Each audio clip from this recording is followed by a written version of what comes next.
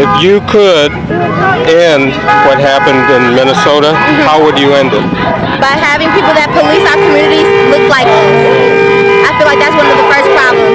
I think our police officers should be people that are from the community, that know the community, and that care, that have empathy and things like that, and who aren't swallowed and consumed with power. But if a black person could have those same characteristics, then those people don't need to be in power either, because I also know that all skin folk are not kinfolk.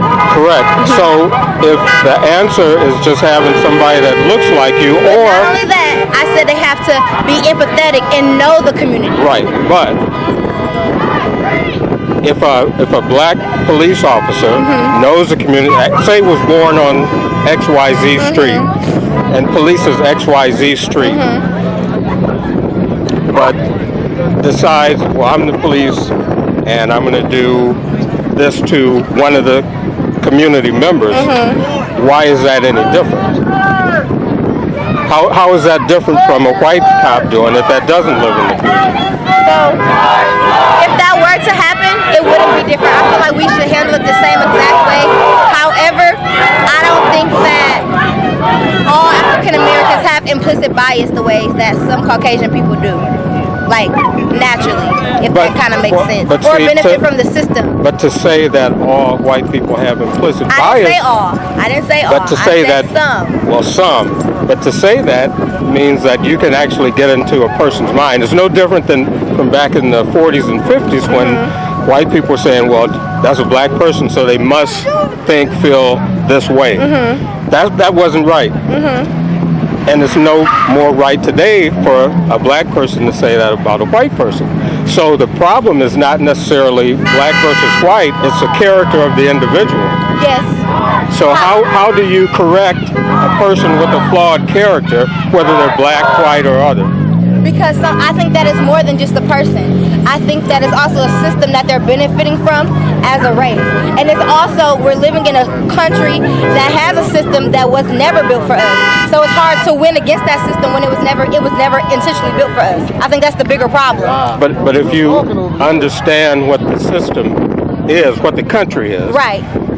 And understand that you have as much power as this lady over here and this lady. Do I? You absolutely do. And why is because that? if you didn't, we wouldn't be standing out here right now. Because if you remember back when there was a disagreement or a grievance in the black community, the police would just come in and everybody here would be in a body bag and then in a couple of days 6 feet under, whether we protest or not, and that's an absolute fact. Okay. So the power, again, when the civil rights leaders were marching, they actually did the same things, and their voices were heard, and there was change. So now what we have to do is take what they fought and died for and implement it not in the same way as the oppressor did to them. I can go into court and argue a case and win it myself against anything. Now, the judge may or may not decide in my favor, but that happens whether it's a black judge, a white judge, a Chinese judge, anything. So it's a matter of a person's individual character. It's not a racial item anymore. Whether the system is set up or not, however it's set up, I'm not that concerned with the system because I know how to sidestep the system. I think that me and you disagree, and I think that we will be here all day. I do get what you're saying, and I'm not disregarding that because that'll be disrespectful. But I just personally, I just don't agree. I just don't. So the original question: what would you do other than having a police officer look like you, police your community? I think that's a big step though, and I never said look like me. I said from my community. There could be somebody white from my community, or somebody Asian. And that, do you think that would, what percentage would that go towards solving the problem? I think that would be a huge percentage. I think that if you had somebody from the community that is policing the community, that knows those people from the community, that would lessen the chance of somebody being biased.